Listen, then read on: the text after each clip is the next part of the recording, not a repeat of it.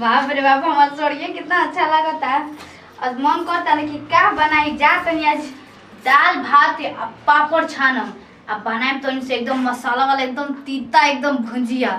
इतना मजा ही ना कि बहुत चटपट खाए के मन करता है यार। और से भी हम अपना नई हरे के एकदम चटपट खाई कहीं अरे कि तनी से ऊपर से एकदम सलाद रहित ना तो और ही मजा जीत खाए में सही में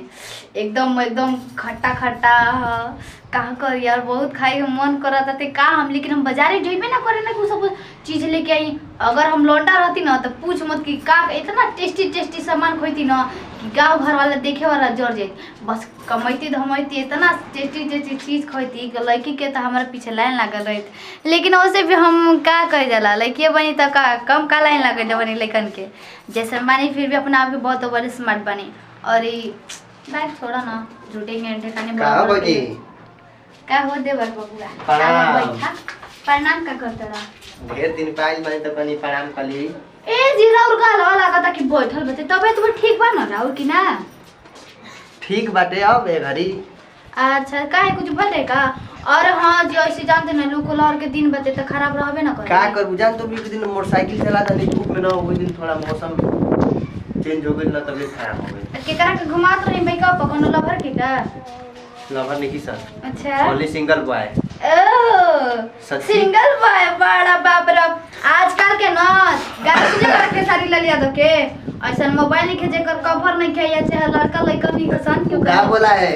ऐसा लड़की नहीं है जिसका लवर नहीं है लड़की का बोला है लड़की का भी तो लड़का रही तबे ना लड़के का लवर रही तला भरत है ना होगा हैं गर्लफ्रेंड जो रही तो तारा के ना पता चली है ना पता चले हमरा सब मालूम बारात के हमरा पता बा के कर से तू बात कर ल बताओ सपना से कौन सा सपना सपना से जो हुआवत रहे घुमावत रहे से किलिया पर बैठा बैठा के हां ओकरा तुम सकबो ना करी ओ तकबो ना करे ना बाप रे फोटो देखनी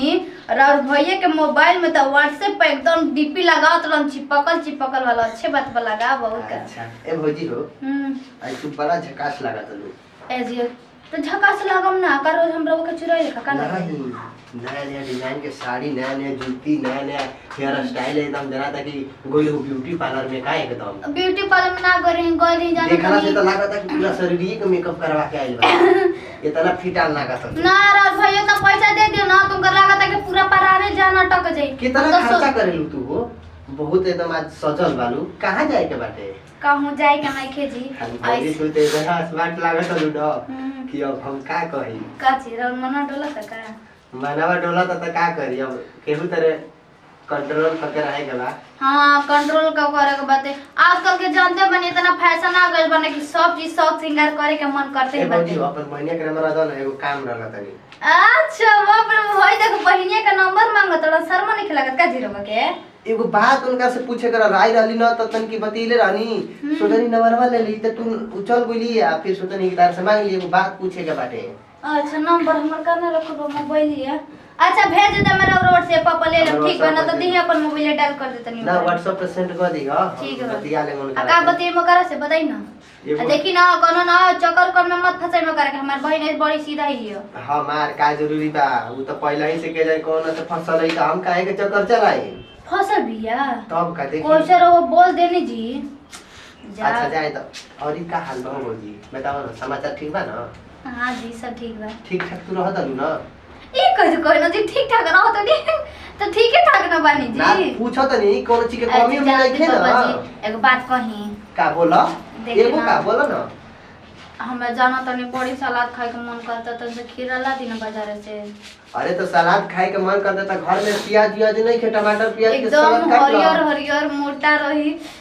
ओकरा काट के तना नमक मिर्चाई सब टमाटर जो मिक्स करके सलाद बनाएम ना के रहुओ उंगली चाटते रह जाए। खीरा के सलाद खाई के बा और खीरा के और ओकर में टमाटर सब डाल दे एकदम मस्त टेस्टी लागे। खीरा के सलाद इतना मजा दी ना बहुत मस्त लागे खीरा खाई तो जाई ना जी मन करता ना अरे हां जी मन तो बहुत करता तार मुंह में से पानी आई बहारी देखा पानी आ जाई हां जी भैया तुम तार देखो आ जाना त नहीं हमरा के एक पैकेट खटाई खा गो धनी लइका के बका हो एक का कहते छ लइका हो गयो बोलो बा तो कहे खटाई से खा ले देखी अरे मम्मी हो पागल तो नहीं ना नहीं झूठ सही बता लइका होके के बारे बाजी कम महीने का हो गया 2 महीने के 2 महीने के हम से तनी जल्दी जल्दी हमर भतीजवा के लिए आओ भतीजवा के लेके आओ अच्छा बड़ा रो सुनो ना दिया तनी जाना तनी सुनो, मना खूब बढ़िया खीरा लिए में एकदम हाथा काठा मोटा खीरा लिए में एकदम हरियर हरियर ले आई क्यूट हरियर एकदम मस्त एक बड़ा हरियर टी-शर्ट पहने में क्या बात है हां गर्लफ्रेंड बनाए के बताओ क्या चाहिए लेके आओ तनी इजी रह ठीक बात तुरंत कोई नहीं जस्ट नहीं 1 मिनट में एन मिनट में जाई 1 मिनट में आवत नहीं बड़ा का भइल 1 मिनट में आवे वाला हम तो इतना खुश बाई ना कि आज से 7 महीना बाद हम एगो लड़का के माई बन जी कितना खुशी के मान बात बाते यही से कहत नहीं कि काहे खाए पिए के मन करत आते हाँ चला वैसे भी अब शादी ब्याह हो गल तो ये करे ना इंतजार रहेला और एक चीज के इंतजार हो खेलाते अब छोड़ा जो भी होखेला अच्छे होखेला भगवान करे कि हमारा बेटा या चाहे बेटी कुछ भी देवस भगवान ओकरे में हम बहुत खुश रहूं लेकिन भगवान जी बेटा दे देना तब ना बहुती हो अरे नो वो इतना जल्दी ला देनी कनी ना 1 मिनट में जाके आ जाई हां खीरा दिया मेरी जगह पसंद है कि ना खीरा बाजी एकदम प्योर लेनी हरियर ग्रीन देखी पहले छुए ना देम पहले तारा के तरसाई देखी तरसाई मजी न तर भतीजवा एकदम जीप चटोर हो जान जाई क्या चीज बा भौजी हां दीना जी दीना बा कोई तो पातर बाते इतना बेचैन तू काहे हो जालू कितना अच्छा बाजी भगवान एकरा कौन पेड़ में जन्म देलो कि हम अरे हई बहुत पेड़ मस्त हरदम बा सलामत रहो एकरा से तार पेट ना भरी हां तो हो दे दी ई त पातर बा ससुरा एकरा से का हो खेला भाई जना त एकरा में हीरे मास नहीं के का हई सारा बहुत एकदम हाथा काठा बा हां तो दे ना दी जी एकरा से तार पूरा एकदम मस्त लागत जी मन भर के खूब खा ले कच्चे खा जाइए एकरा के और एकरा के ना पहले छील के बढ़िया से एकदम नमक मिर्चाई नींबू डाल के बढ़िया से सलाद बनाई हां ठीक बा जी जाता नहीं रब बड़ी अच्छा भाई सुनो ना दाल भात पापड़ अच्छा तनी सलाद अच्छा बटे ले बा मजा जी खाए में तो खाई में एकदम बहुते मजा आई है रवा बस 1 घंटा इंतजार करिए 1 घंटा के अंदर में इतना टेस्टी खाना बना के रखती ना कम भौजी का खाना बनैले रही लेकिन बढ़िया से सलाद बने के चाहिए वो देखलू ना तारा खातिर बनी है जस्ट लेके आ गनी ए जी पतार का वाला रवा खाजी मोटका वाला हम खाई अरे तू खा न ली हम मोटा के काहे के टेंशन ले जाए ठीक बजा तनी खा जा चलो जाते नहीं खाना बनाए तो मैं ना खाइम रहुआ तन की घरी बैठ बाद में बनाई हो ना जी जाना तनी बड़ी कुबेर भइल बते खाना जाना लेके तन ना पहुंचाए हम को तो तरफ नहीं भइए का जल्दी जल्दी तार घरे एक तामी ना बहुत डर लागेला अरे वो काहे ना घर हो ने जी मतलब कि पढ़ाई हो गई आज कल हमनी के और बुढ़ाऊ झिंगन बुढ़ाऊ के बहुत तेज खोला हो तार ससुर तो का हो गई पुना चाहे ना कि तार घरे आई देख देख डरे ना बुढ़वा ना तो बुढ़वा के इंतजार करत नहीं कि बुढ़वा कहिए मरी कि घर में के एगो कहियो बुढ़ावा के जहर दे दा मर जाई सोचे ना जी लेकिन का एगो कपारी पर विपत ढाले के बाटे एगो तू पापे पड़ी के मोइल रहियो सन बुढ़वा के आ छोड़िए कहूं कहि कि ज्यादा दिन जीबे करिए 7 साल जीबे वो और ढेर दिन जिए वाला नहीं घर में है मन देखा तनी अब एकदम लटा कोई वाला ए बोली का चीज तू बड़ा सुघर लगता है के जोड़े शुगर लगत है शुगर भाई तो शुगर लगाओ ना कब ना चौकी के आटा खालू हो तो हम चौकी के आटा ना खाए नहीं सब जाके बड़ाई ना हमार माई के करम हमार माई ओसन बिया तब ना हम ओइसन डाउनलोड भइल बनी तारे माई के हम देखनी कहिया देखला रहा और छोटा बड़ी पी ले गेले रहू का